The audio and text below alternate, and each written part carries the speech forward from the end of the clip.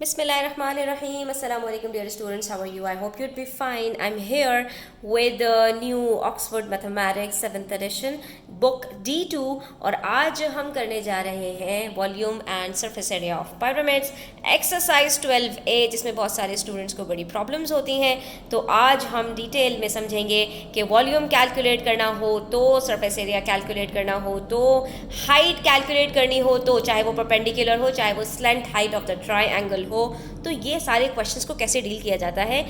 आपने मेरी पिछली वीडियो ज़रूर देखी होगी, अगर नहीं देखी है तो मैं लिंक डिस्क्रिप्शन बॉक्स में दे दूंगी, वो वीडियो जाकर पहले देखिए। तो हमने उसके अंदर जो बेसिक नॉलेज है वो सारी डिस्कस कर ली है। अब हम बढ़ने वाले हैं एक्सरसाइज की तरफ, तो वीडियो को एंड तक ज़रूर देखिएगा। अच्छी लगे तो लाइक कीजिएगा और चैनल सब्सक्राइब नहीं किया है तो चैनल को सब्सक्राइब कर लीजिए। बढ़ते हैं क्वेश्चन नंबर 1 की तरफ। यहाँ पर हमसे कह रहे हैं कि OABC, ठीक है, is a triangular pyramid। Pyramid का नाम सुनते ही दो चीज़ों को फौरन जहन में ले आना है, एक उसकी बेस और एक उसकी हाइट, ठीक है। विद अ बेस एरिया, चलो भाई काम आसान हो गया। बेस एरिया इन्होंने खुद कैलकुलेट करके दे दिया है, दैट इज 15 सेंटीमीटर। यानी हमें ये जो बेस ट्राइंगल का है इसका एरिया बिल्कुल कैलकुलेट नहीं करना। And a height of 4 centimetre, और हाइट भी कैलकुलेट करके दे दी है। तो बचा क्या, find the volume of the triangular pyramid। तो सिर्फ आपने करना क्या है, फॉर्मूले में पुट करना है वैल्यूज़ को और वॉल्यूम कैलकुलेट कर लेना है ट्रायंगुलर pyramid का। बस अगर इतने सिंपल क्वेश्चंस आ जाएं तो मज़ा ही आ जाए। लेकिन मसला ही तो यही है कि ये बेसिक लेवल के क्वेश्चंस, इतने इजी क्वेश्चंस पेपर में आते नहीं हैं। तो कोई बात नहीं, अगर आपके फंडामेंटल्स स्ट्रॉन्ग हैं, बेस अच्छी बनी हुई है, प्रैक्टिस अच्छी की हुई है और 2-3 बातों को सिर्फ जहन में अच्छी तरह से जहन नशीन कर लिया है, तो किसी भी किस्म का क्वेश्चन आ जाए घबराने की बिल्कुल भी ज़रूरत नहीं है। ये देखिए कितना सिंपल क्वेश्चन था, बेस एरिया भी हुआ हुआ है, हाइट भी हुई है, तो बस यही आगे पीछे कुछ ना कुछ होगा। तो देखते हैं आगे के क्वेश्चंस। जनाब, क्वेश्चन नंबर 2 सेज OABCDEF, इतने सारे अल्फ़ाबेट्स, इसका मतलब है बेस कुछ अच्छी खासी बड़ी है। Is a hexagonal pyramid with a base area of 23 centimetre square. चलो शुक्र, हेक्सागोन बेस है लेकिन फिर से एरिया कैलकुलेट करके दे दिया।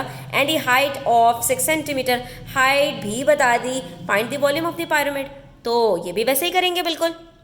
बस बच्चों एक चीज़ का ध्यान रखना कि फार्मूलाज याद करने में ना कोई डंडी नहीं मारना। फार्मूलाज याद करने का बेहतरीन तरीका ये है कि सारे फार्मूलाज जितने पढ़ते जा रहे हो सबको एक जगह नोट डाउन करो और चलते फिरते उनको रिवाइज करते रहो और कोई ना कोई ट्रिक बना लो। जैसे कि आपको अब तक एरिया ऑफ ट्राइंगल निकालना तो याद हो गया होगा ना, half into base into height. तो आपने उसी से याद रखना है कि वॉल्यूम ऑफ pyramid भी इसी फॉर्मूले के अंदर बस सिर्फ 2 स्लाइड चेंजेस के साथ है कि वहाँ पर हाफ है, यहाँ पे 1/3 है, क्योंकि ट्रायंगल जो होता है 2D शेप होता है और वॉल्यूम निकालने के लिए हमें 3D शेप्स का निकालना पड़ता है। एरिया 2D शेप्स का निकलता है, वॉल्यूम 3D शेप्स का निकलता है। तो वॉल्यूम के अंदर 3 हमारे पास यूनिट्स होते हैं, तो ये भी 1/3 हो जाएगा, ठीक है।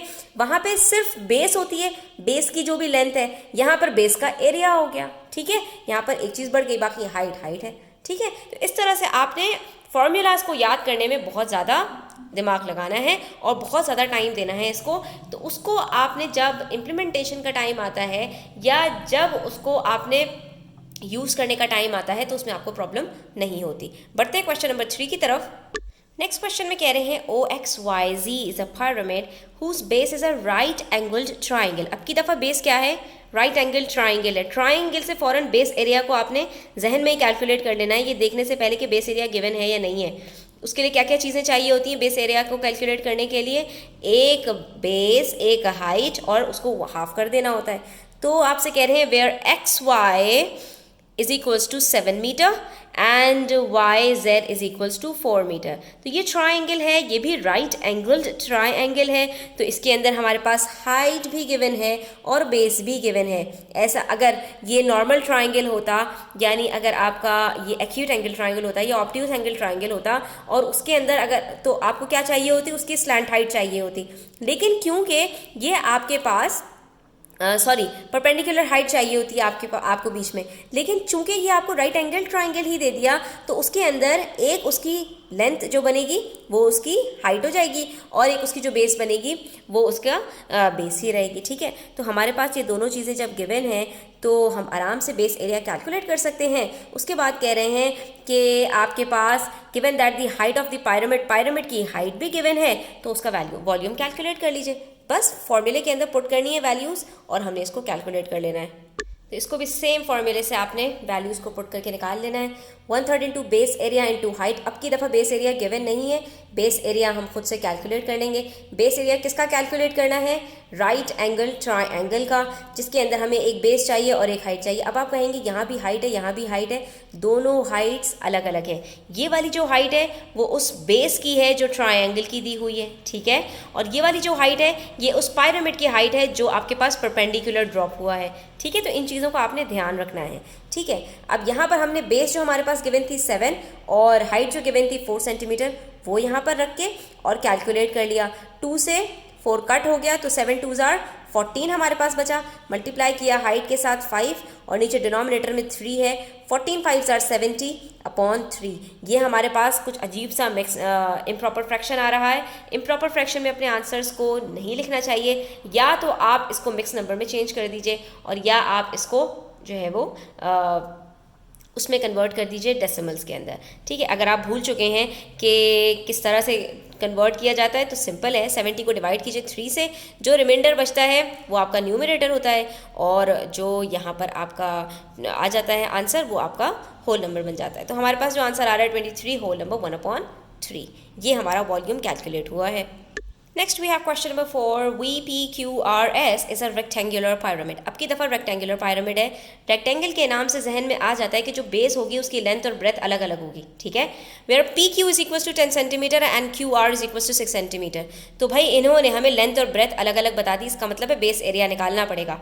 Given that the volume of the pyramid is 100 centimetre cube. अब आपने जहन में लेकर आना है रेक्टेंगल का एरिया कैसे कैलकुलेट होता है, लेंथ इनटू ब्रेथ, और दोनों चीज़ें गिवन है तो बेस एरिया तो आराम से कैलकुलेट हो जाएगा। गिवन दैट द वॉल्यूम, लेकिन मसला क्या आ रहा है कि इन्होंने हमें वॉल्यूम कैलकुलेट करके दे दिया, हाइट पूछ ली। तो कोई बात नहीं, उसी फॉर्मूले के अंदर वॉल्यूम की जगह पर आपकी वैल्यू रखनी होगी और हाइट को कैलकुलेट करना होगा। तो फॉर्मूला तो वही है ना, उसको यूज़ करना आना चाहिए, उसको हम लोग यूज़ कर लेते हैं।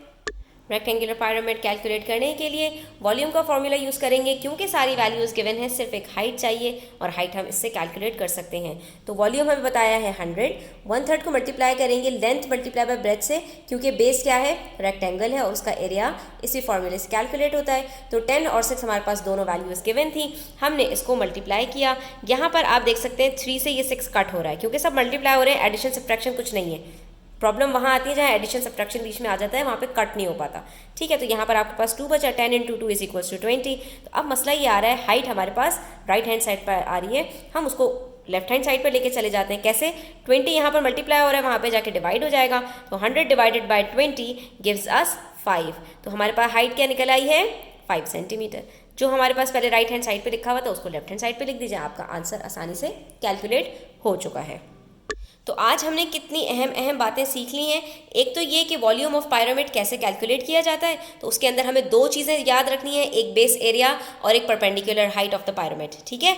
बेस के लिए, बेस एरिया निकालने के लिए बेस को देखना होगा। अगर ट्राइंगल होगा तो half into base into height, अगर रेक्टेंगल होगा तो लेंथ इंटू ब्रेथ, अगर स्क्वायर है तो साइड इंटू साइड, और कभी अगर बेस एरिया गिवन है तो बहुत ही अच्छी बात है, हाइट के साथ मल्टीप्लाई करो, वॉल्यूम निकाल लो। वॉल्यूम गिवन है तो वॉल्यूम से आप डिवाइड कर दो बेस एरिया को, हाइट निकाल लो।